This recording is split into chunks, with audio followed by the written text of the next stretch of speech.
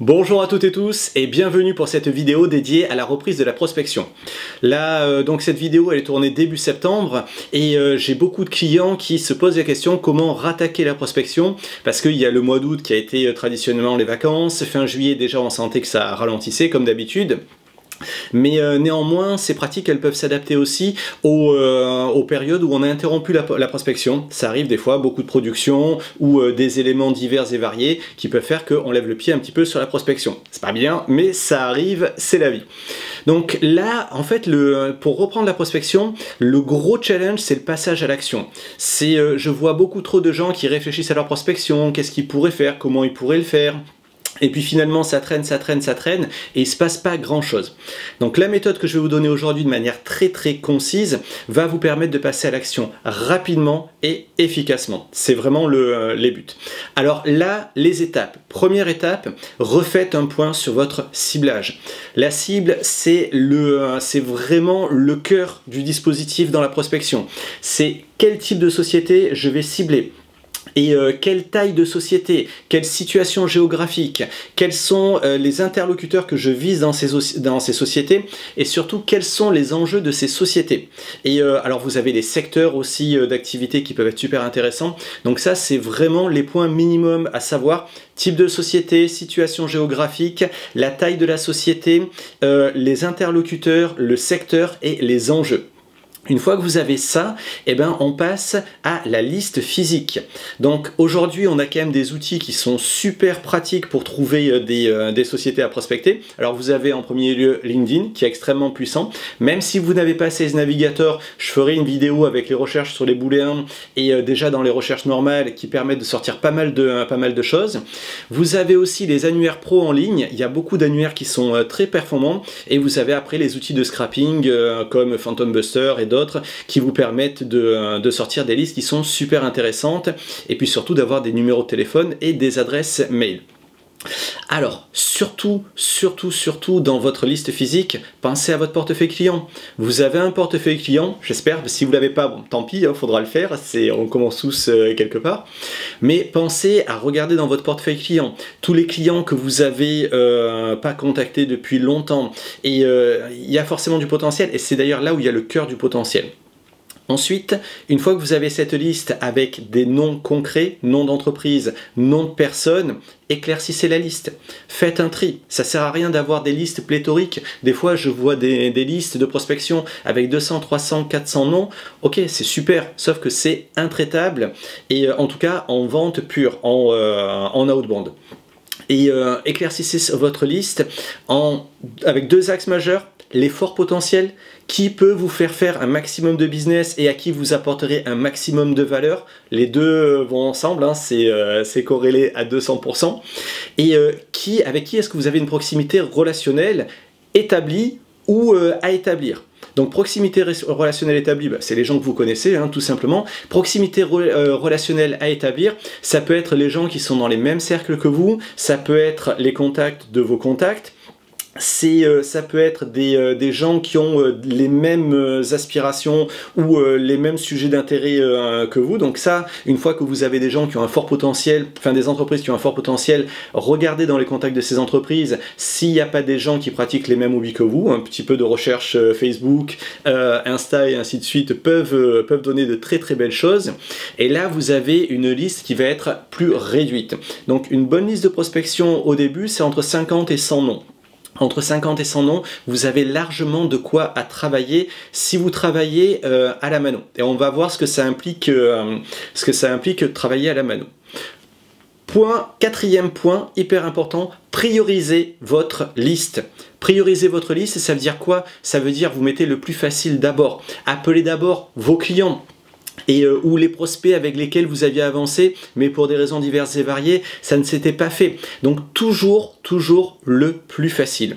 Et donc les gens que vous connaissez, les gens qui ont du potentiel, ou les gens avec qui vous avez des niveaux d'affinité qui peuvent être intéressants. Alors pourquoi commencer par le plus facile? Parce qu'en fait, avoir des petits succès que vous allez célébrer, on va parler de la célébration après, c'est ça en fait qui va vous donner l'envie et qui va ancrer votre habitude de prospecter. Donc toujours commencer par le plus facile pour essayer d'avoir les victoires, le plus de victoires possible. Et ensuite, choisissez votre canal de prospection. Alors, pitié, je vous le disais au début, on est là pour passer à l'action. Donc la rentrée, c'est pas du tout le moment où, enfin, le moment où on reprend la prospection, c'est pas du tout le moment pour mettre en place du cold emailing si vous savez pas en faire, et du social selling si vous savez pas en faire, ou si vous n'avez pas déjà eu des bons résultats dessus.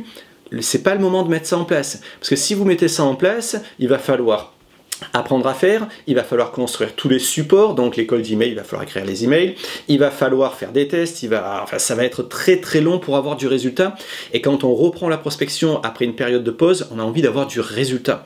Donc concentrez-vous sur les canaux que vous connaissez, et les plus efficaces quand vous n'avez pas de techniques un peu sophistiquées de prospection, eh ben, c'est cold call et passage en entreprise, si c'est possible. Donc le cold call, bien entendu, je vais faire une vidéo dessus dans les prochains jours parce que c'est trop important, c'est quelque chose qui peut être extrêmement bénéfique et efficace et si c'est bien fait, mais extrêmement déprimant si c'est pas bien fait, si on maîtrise pas la technique. Et puis le passage en entreprise, bah, ça fait un peu commercial à papa, mais ça fonctionne très très bien. Déjà, les gens sont surpris quand vous prospectez en passage, eh ben, ne soyez pas ni trop insistant, c'est je viens me présenter, prendre un premier contact. Après, c'est extrêmement facile d'appeler et de développer la relation. Mais n'hésitez pas à commencer par ces deux actions qui sont des actions de base, mais au moins que normalement, soit vous maîtrisez, soit vous savez faire. Et la dernière chose, hyper importante, célébrer.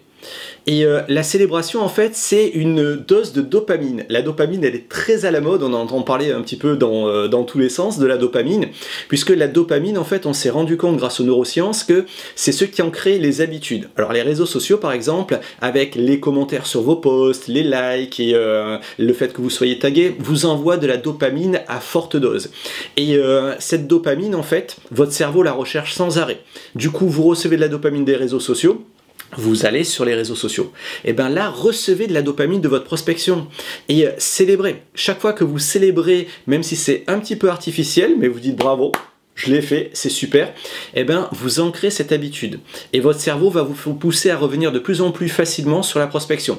Alors ne célébrez pas que quand vous avez un rendez-vous ou que vous avez pris un rendez-vous, parce que généralement c'est le but du cold call, du passage en entreprise.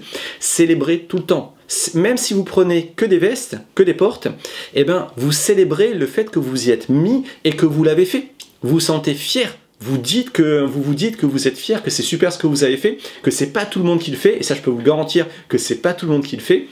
Et là, vous allez ancrer l'habitude.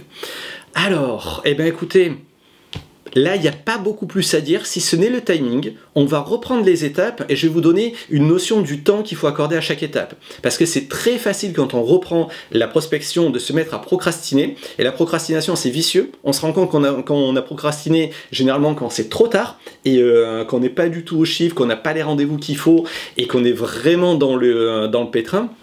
Donc là, on va revoir toutes les étapes et je vais vous dire le temps qu'il faut pour mener à bien ces étapes à peu près. 1. Refaire la mise à jour de la cible. Ça prend entre une demi-heure et 1 heure. Si vous avez déjà fait le travail en amont, et normalement vous l'avez déjà fait en amont, c'est une demi-heure à 1 heure.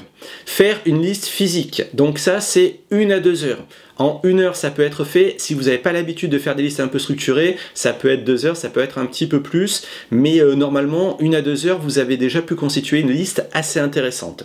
Éclaircir la liste, 1/4 d'heure. 1/4 d'heure, 20 minutes, demi-heure maximum, vous avez éclaircir votre liste et voire même la priorisation, elle se fait quasiment dans l'éclaircissement. Donc on va dire, allez, entre une demi-heure et 1 heure pour éclaircissement de la liste et priorisation de la liste. Alors, commencer par le plus facile, et ben ça se fait dans l'instant et là vous êtes lancé. Et Célébrer, eh ben célébrer c'est à la fin de chaque appel. Vous pouvez même le faire à la fin de chaque appel. Je ferai une vidéo là-dessus. Le concept a été comment dire, formalisé par BG Fogg, qui est un professeur donc de Behavior Design, conception conception des comportements. Avant, ça s'appelait les technologies persuasives à Stanford. Ils ont changé parce que technologie persuasive, c'était un petit peu violent. Et qui a formalisé ça, c'est plus vous célébrez, plus vous ancrez l'habitude. Donc, allez-y, vous passez votre premier appel, vous l'avez eu, vous l'avez pas eu, c'est « yes, je l'ai fait ». Et à plus forte raison, si vous avez quand vous avez des rendez-vous et quand vous arrivez à avancer. C'est tout pour aujourd'hui. J'espère que cette vidéo, elle va vous aider à passer à l'action, à remettre en marche votre prospection, à avoir des résultats. Donc si tout fonctionne, c'est super. Si vous avez un petit peu plus de mal, vous n'hésitez pas à m'envoyer un petit message. Vous avez mon mail et mon numéro de téléphone qui s'affichent juste à côté. Moi, je réponds à toutes vos questions. Je peux travailler avec vous sur tous ces sujets. C'est ce que je fais au quotidien depuis une dizaine d'années chez Booster Academy. Et ce sera avec plaisir de le faire avec vous. À très bientôt!